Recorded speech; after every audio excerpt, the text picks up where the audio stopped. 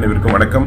உங்களுக்குலாம் தெரியும் அந்த WCE project lot 1113 lot 11113 WCE project பல போராட்டம்.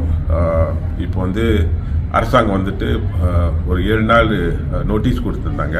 அவங்க ஒரு வேண்டுதல்கள் கொடுத்துருந்தாங்க, இந்த மாதிரி அவங்களுக்கு டைம் கொடுங்க, வீடு தேடி மாறணும். சில பேர் வயசானவங்க இருக்காங்க, சில பேர் வந்துட்டு கஷ்டப்படுற குடும்பமும் இருக்குது. அவங்களுக்கு ஒரு என்ன சொல்கிறது, ஒரு கோர்ட் கேஸ் ஓடிட்டுருக்கு. ஆனால் அதே நேரத்தில் WCE ஹைவேயும் கட்டணும்.